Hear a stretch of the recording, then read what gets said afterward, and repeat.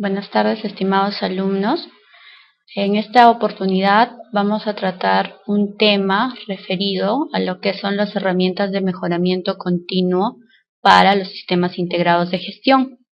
Quien les habla es la ingeniera María Luisa Julca Siriaco, que va a dar la introducción y el desarrollo de estas herramientas tan importantes dentro de la implementación y mantenimiento de los sistemas integrados de gestión. En primer punto vamos a tratar cuáles son estas herramientas de mejoramiento continuo. Dentro de ellas vamos a revisar el día de hoy la lista de chequeo de verificación llamado checklist, el diagrama de Pareto, los histogramas, diagrama de correlación y finalmente el diagrama de Ichikawa.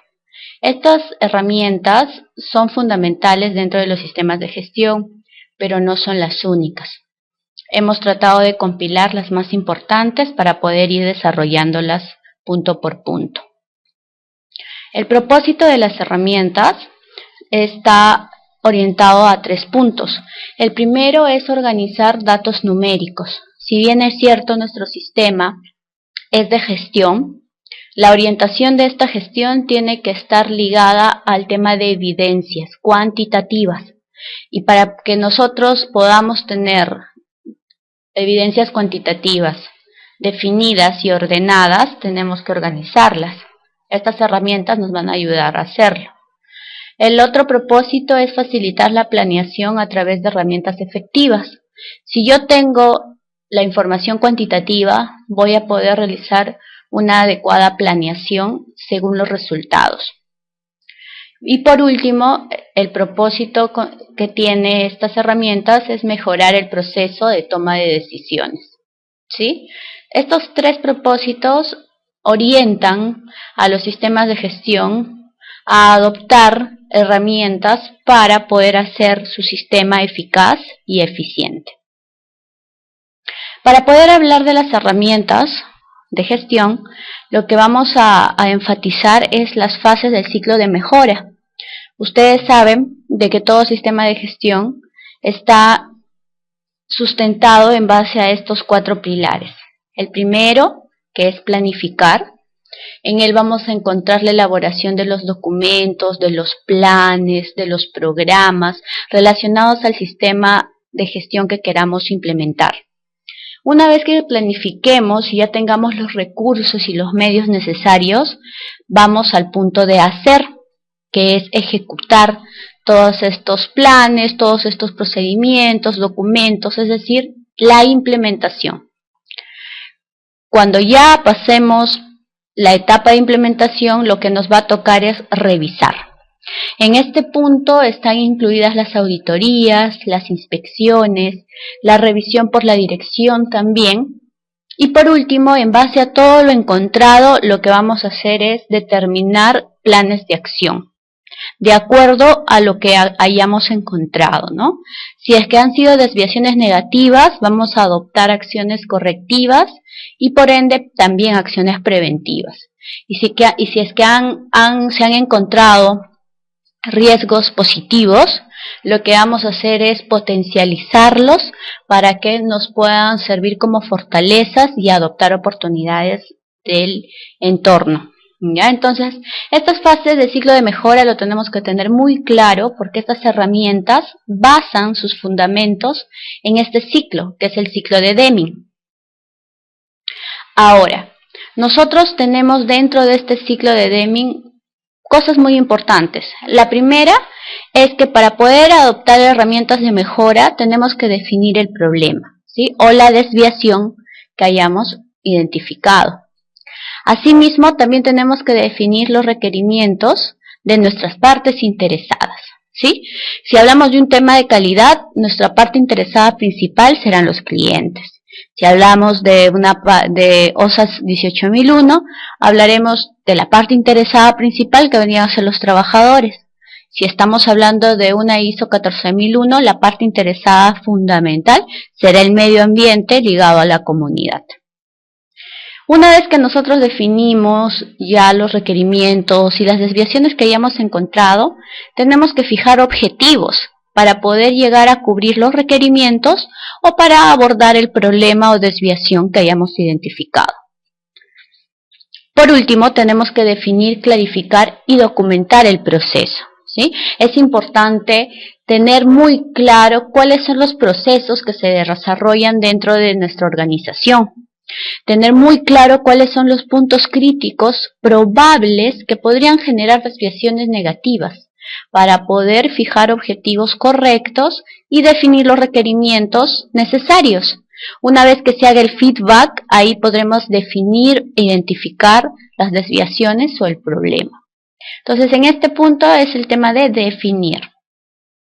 Pasamos al tema de medir.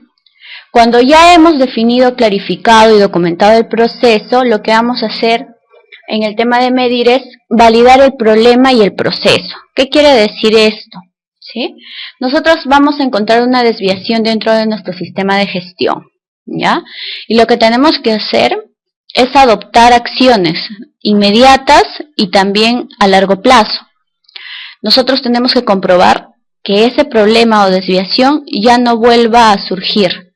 Y eso es validar la herramienta que hayamos usado.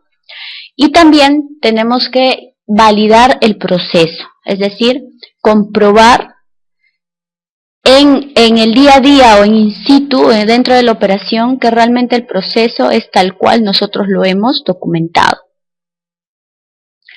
Si es que realmente nosotros definimos un objetivo y encontramos que tal vez el objetivo no es alcanzable y no es medible, lo que tenemos que hacer es redefinir el objetivo.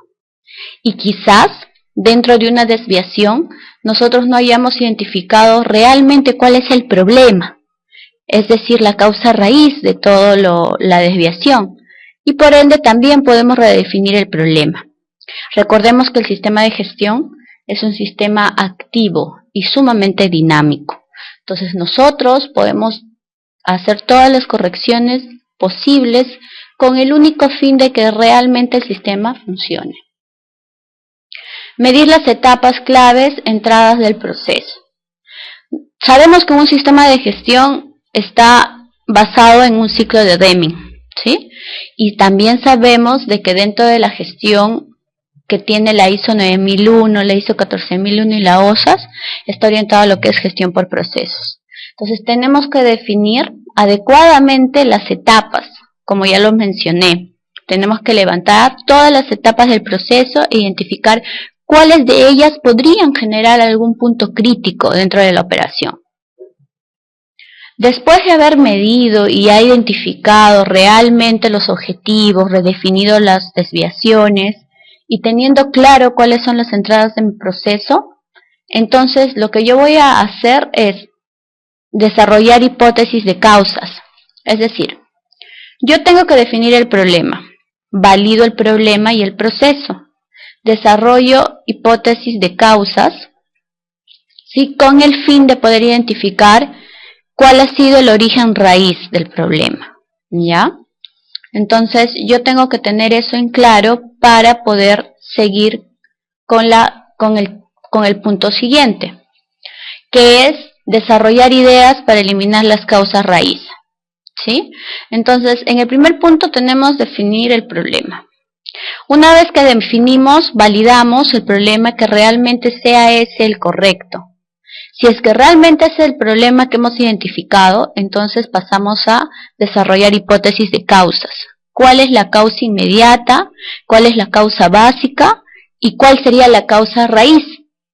Y en ese punto de causa raíz es donde recién podremos hacer acciones de mejora, que vendría a ser el punto 4, ¿sí? Entonces tenemos definir problema, validar problema, desarrollar hipótesis y desarrollar ideas para eliminar causas raíz.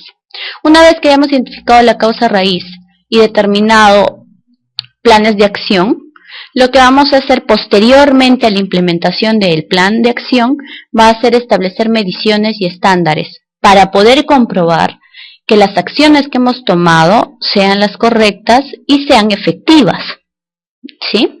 Este punto de control nosotros lo vamos a verificar en el tiempo. No podemos hacerlo de manera inmediata. Tenemos que esperar un tiempo para poder verificar que realmente haya funcionado.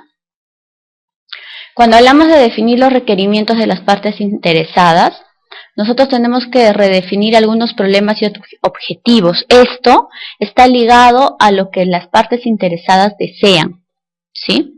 Entonces, si es que ha habido problemas con algunos requerimientos, volvemos a lo mismo en el punto 3 de analizar y vamos a identificar cuáles han sido las causas raíz, ¿ya? Una vez que ya identificamos la causa raíz, vamos a probar las soluciones y corregimos desviaciones según sea necesario en la etapa de control durante el tiempo posterior a la implementación. Entonces, básicamente lo que tenemos aquí son las fases del ciclo de mejora, identificando qué acciones se pueden desarrollar dependiendo de si encontramos un problema, de si vamos a definir requerimientos, de si fijamos objetivos o que tal vez documentemos un proceso, ¿sí? En la etapa de definición nosotros vamos a hacer todo el esqueleto del sistema.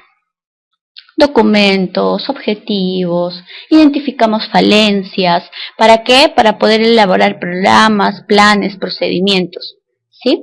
Una vez que ya hemos tenido todo ello, nosotros tenemos que medir el avance, medir cómo está el plan que hayamos analizado e implementado, para poder analizar, ¿no es cierto? Si encontramos alguna desviación, lo que tenemos que hacer es analizar. Analizar con el fin de obtener la causa raíz. ¿Para qué? Para poder promover planes de acción con la orientación de mejorar y hacer más efectivo el sistema. Por último, en la etapa de control, tenemos que tener claro que esta etapa de control es una etapa de seguimiento del sistema o de lo que hayamos implementado, buscando de que realmente los planes de acción funcionen. Y para eso es tener que controlarlo durante el tiempo, ¿ya? A ver, ahora, ¿dónde utilizamos las herramientas? ¿Sí? Las herramientas de diagrama de flujo, hojas de inspección, gráfico de Pareto, lluvia de ideas, diagrama de causa-efecto, se usa para descubrir qué problema será tratado primero. Es decir, estas herramientas nos sirven para priorizar, ¿sí?, qué problema es el más crítico dentro del sistema. Eso no quiere decir que los demás no los controlemos o no tomemos acciones, pero muchos problemas quizás tienen una causa única, entonces tenemos que priorizar. Las hojas de inspección, la gráfica de Pareto, los gráficos de desarrollo, los histogramas, gráfico de pastel y estratificación se usan para llegar a un punto que describe el problema en términos de qué, cómo, cuándo, dónde, quiénes y su alcance. Es decir, ya me desarrolla más allá de priorizar, ¿no? Ya me habla de recursos, de responsables, de mecanismos que voy a usar para abarcar el problema. Y por último, las hojas de inspección, los diagramas de causa-efecto y la lluvia de ideas a mí me sirven para elaborar un cuadro completo de todas las posibles causas, ¿sí? Entonces es más de análisis, ¿ya? Entonces estos 3 puntos de objetivos están ligados a qué herramienta voy a usar. Ahora, si yo detecto un problema, lógicamente no voy a usar los 3 tipos de herramienta al mismo tiempo. Es una secuencia, ¿sí? Primero investigaré, pues, ¿no?, qué problema es el que quiero abarcar. Después haré un completo análisis de las causas y probablemente cuando ya sepa qué causa es la que me ha originado el problema, entonces podré definir quién lo va a tratar, cómo lo van a tratar, cuándo, dónde y quiénes. Es decir, es una secuencia. Cada herramienta me va a servir para determinado alcance. Ahora, ¿qué puntos tenemos que considerar en el procesamiento de datos? Lo que tenemos que tener claro es que las herramientas buscan obtener calidad en la información, no cantidad, calidad. Por eso es que tenemos que tener claros qué valores o qué rangos numéricos vamos a usar para poder analizar las herramientas. La recolección y uso adecuado de los datos reduce en gran medida conflictos interpersonales que tienen lugar en los grupos. Yo tengo que levantar bien mi información para no generar suspicacias dentro de mi organización. Tener datos equivocados puede ser peor que no tenerlos, porque lo que me va a generar es una información sesgada, una información errada, que la cual me va a mí a gastar los recursos para algo que realmente no es real. Los datos deben obtenerse consistentemente, ¿sí? Objetivos y claros. Cada documento de recolección y síntesis de datos deberá ser identificado. No hacerlo más complicado de lo necesario, utilizando siempre la herramienta apropiada, ¿sí? Lo que también hay que tener en cuenta es no complicar los gráficos, hay que hacerlo más simples y claros, de forma que todo observador entienda el mensaje. No debemos interpretar a ciegas los gráficos de la misma manera en situaciones diferentes. Lógicamente, depende del contexto en el que estemos analizando los datos. No sesgar los resultados por el método de muestreo, ¿sí? Yo tengo que tener claro qué muestra o cuánto va a ser mi muestra significativa de una población para poder levantar información. Si yo tengo 100 datos, no voy a pretender levantar información de 100 datos con 2 datos nada más. Es decir, voy a tomar 2 muestras de 100. Yo estoy sesgando la información. Generalmente es el 10% de la muestra total, de la población total, perdón. No recolectar ni demasiado ni muy pocos datos, ¿sí? Tomemos como rango un 10% de toda la población. La primera herramienta que vamos a ver a continuación es el checklist o lista de verificación. La hoja de verificación es una forma que se usa para registrar la información en el momento en que se está recabando. Esta forma puede consistir de una tabla o gráfica donde se registra, analiza y presenta resultados de una manera sencilla y directa, ¿ya? Proporciona un medio para registrar de manera eficiente los datos, ¿sí? Es decir, a mí me ayuda a traducir opiniones de hechos y datos para confirmar comparando a alguna norma establecida. Aquí vemos un ejemplo, ¿ya?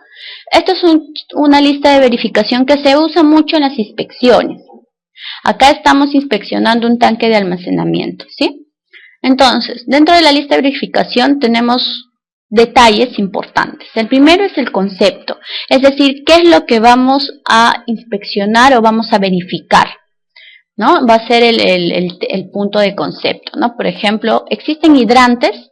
El otro punto es la pregunta cerrada, es decir, sí o no, ¿ya? Entonces, la lista de verificación tiene estos 2 puntos, de indicarme que sí lo tiene o que no lo tiene. En este caso sí lo tiene. Pero si aparte de que lo tenga, yo necesito añadir algún comentario al respecto, tengo una columna que me indica observaciones. Entonces, este es un ejemplo bastante práctico y claro de lo que es una lista de verificación, ¿ya? Se usa mucho en los sistemas de gestión, ¿no es cierto? Para levantar información directa, ¿sí? En un momento correcto y establecido, que no significa que esta muestra sea igual en el transcurso del tiempo, es una fotografía del momento. La segunda herramienta es el diagrama de Pareto, ¿sí? Este diagrama de Pareto nos da un significado bastante importante. Pocas causas generan la mayor cantidad de problemas, ¿sí? El 80-20, ¿no? El 80% de los problemas están originados por el 20% de causas. Pueden haber miles de causas que nosotros identifiquemos, pero tenemos que ser claros y poder llegar a la causa raíz, que quizás me han generado la totalidad de los problemas, ¿ya? Entonces, este diagrama es una gráfica de barras que ilustra las causas de los problemas por orden de importancia y frecuencia, es decir, aparición, costo o actuación. El diagrama de Pareto permite además comparar la frecuencia, costo y actuación de varias categorías de un problema. ¿Cuándo podemos utilizar esta gráfica, no? Cuando las causas de un problema pueden cuantificarse, ¿ya? Es decir, yo tengo reclamos de clientes y yo sé que se han quejado 20, 30, 40, 50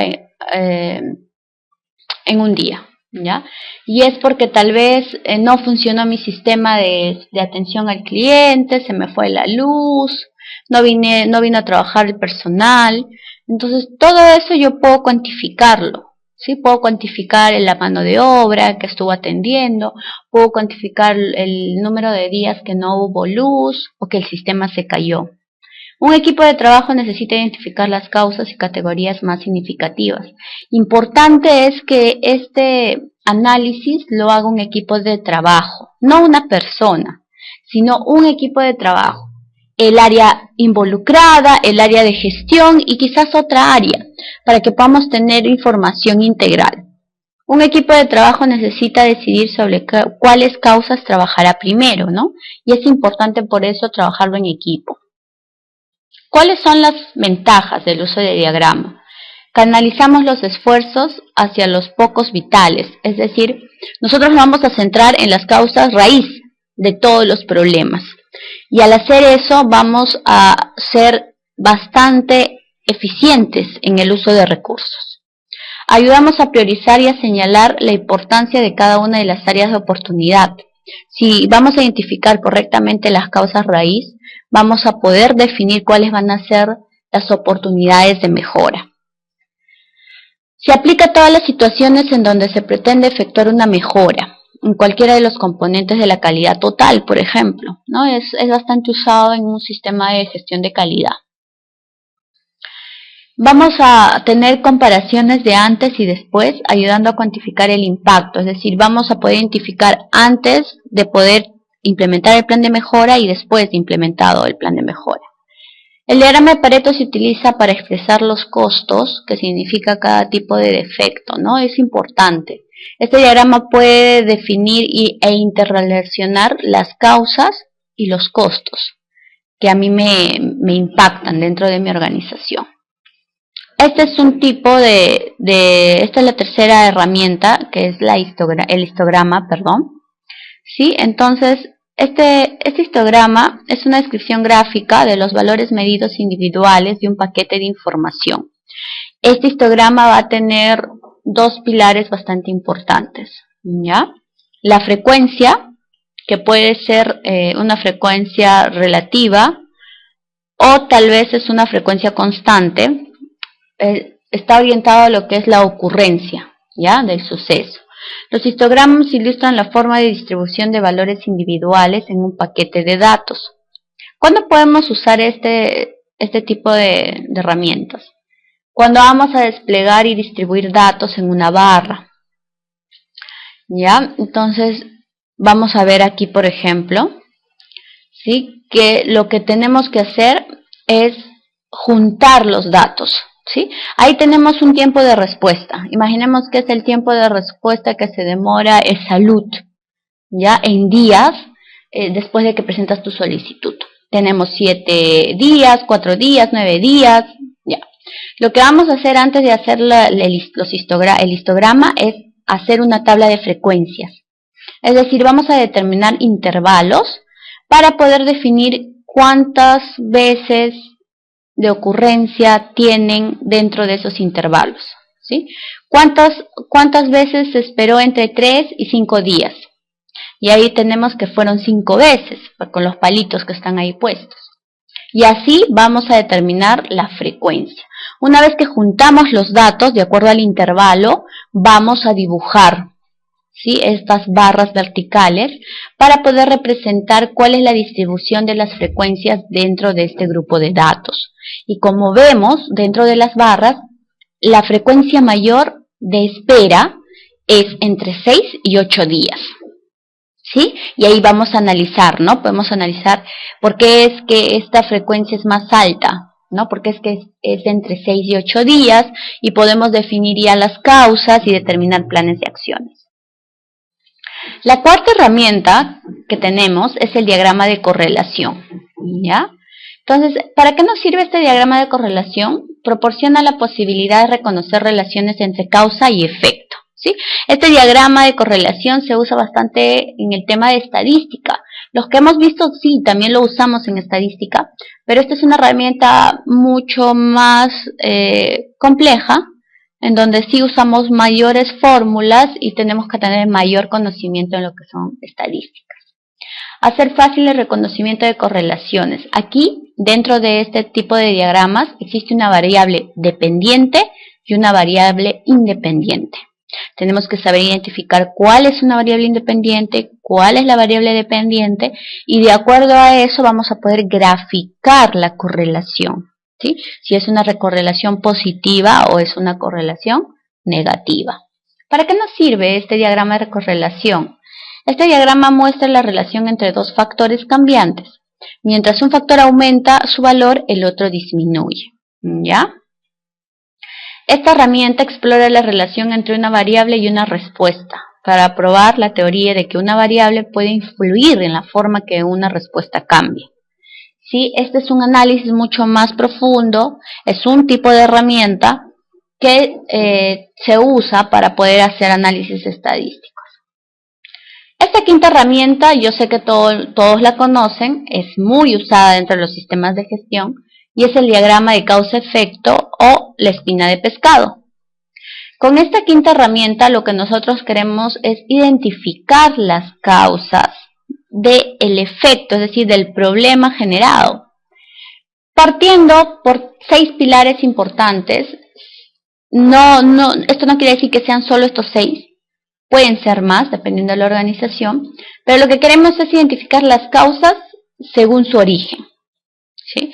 Fueron causas humanas, causas por condiciones, que pueden ser máquinas o entorno, por materiales, quizá por el método que estábamos haciendo dentro del trabajo, o tal vez por el tema del control, quizás no se hizo un buen control y eso fue lo que originó el problema, ¿no? Entonces, esta herramienta nos muestra relaciones entre la causa y el efecto. Es bastante útil para poder identificar posibles causas de un problema, ¿sí? Y muchas veces es usado dentro del procedimiento de investigación de incidentes. Sí se usa este tipo de diagramas. Ya, acá vemos, por ejemplo, diagramas de espina de pescado, dependiendo del punto en el cual yo voy a analizar, ¿ya? Si yo quiero analizar un proceso por etapas, lo que tengo que hacer es definir bien las etapas y poder determinar cuáles han sido los puntos críticos de desviación para que mi producto o servicio no salga de la manera correcta. Ahora, si lo que yo quiero es investigar un incidente, yo voy a tener que determinar las causas dentro de estos puntos importantes, que pueden ser máquinas, herramientas, personas, procedimientos. Entonces es importante definir cuál va a ser el objetivo de mi análisis. Pero antes de poder definir el objetivo de mi análisis, yo tengo que determinar correctamente cuál es el problema. Si no determino cuál es el problema, entonces voy a hacer cualquier análisis menos el que realmente a mí me va a servir para definir el plan de acción, ¿ya? Aquí tenemos un ejemplo de lo que es un diagrama de causa-efecto, ¿sí? Entonces, el problema es que el cliente no está conforme, ¿ya? Entonces hemos identificado que tal vez no esté conforme por el producto que le hayamos dado. Entonces, ¿cuáles pueden ser las causas de que el producto vendido sea no conforme? Que tal vez no exista el producto, que no se lo hayamos entregado, que esté dañado, ¿sí? Que esté golpeado.